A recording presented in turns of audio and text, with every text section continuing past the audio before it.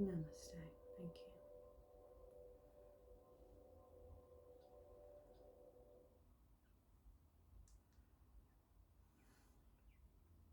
So I wanted to set my intention today to just practice a healing transmission for anyone that's needing to do some work on the throat chakras or activate and open up any blocks. You know, some people are probably going through the ascension process, starting to wake up and starting to shift their level of consciousness from 3D to a 4D reality, which is like the gateways opening up and you're starting to see, oh my gosh, there's so much polarity in this world, but do I want to see it that way?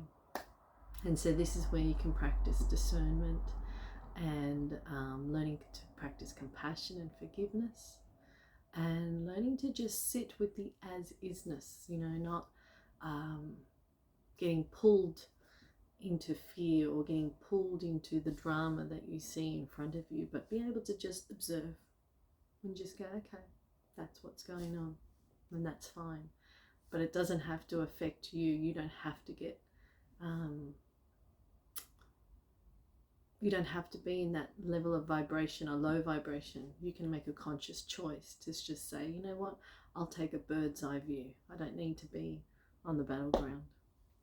So before I drew, I went into my Kuan Yin set again, and I took this card. So I did a shuffle, and this is what came out. So it was Sound the Fierce Flute. Now I haven't read this, and it's number 29, my favorite number. So let's have a read. But yeah, I just wanted to sort of do something a little bit different and focusing my intention on an area. So discernment, wow. I was just talking about that. Discernment empowers you to make choices that are aligned with your spiritual intentions.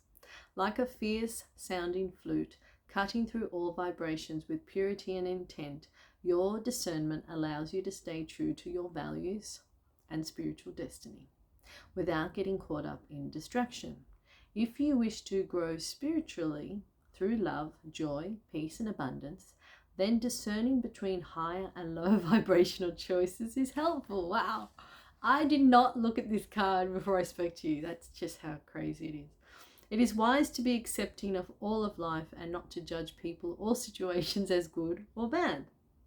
Some are more pleasant than others, and yet sometimes a challenge can turn out to be or to bring us great growth and opportunity, which in turn becomes a blessing. However, this does not mean that we are wise to abandon the power of choice. We can use our discernment to be guided on our path to the most joyful, uplifting, and helpful experiences for our soul growth. Discernment is not judgment. It does not render some things better or worse than others. It is the power of selection based on desire or intention. And if we intend to grow through joy and adventure, rather than fear or suffering, then we can use our discernment to make choices that feel expansive and uplifting, rather than constrictive and draining. Wow, that is just exactly what I was just thinking. Very amazing. So, there's this nice little prayer that I'm going to say. Dearest Kuan Yin, who Dearest Kuan Yin, who sees from the highest perspective and knows the truth of all situations, please help me discern the best possible choices available to me. Bless me with the awareness I need to make choices that support my deepest desires this lifetime. May my spiritual intentions be blessed and manifest. Help me see beyond illusion, beloved, into the deeper truths of matter. Sound your flute, so fierce with love and compassion and clarity now. Om Mani Padme Hum. Well, I think that is spot on. That's what we need to practice right now. Discernment with everything that's going on in our lives. And, you know, some other states are now in lockdown. So, you know, it's just one of those things that we just have to learn to live with this virus. And practice discernment is probably the safest place to be right now, because when you can just sit quite neutral and not get drawn to the good or the bad or it's right and it's wrong, or, you know, you can just sort of sit back and just go, okay, and now what? Rather than just making an opinion and having judgment about people's decisions and, yeah, what's going on. So I shall leave you with that. That's a really good one to ponder with this week. And, you know, if you are feeling like you need some sort of clearing, definitely watch the transmission back again and use that for your own personal healing as well.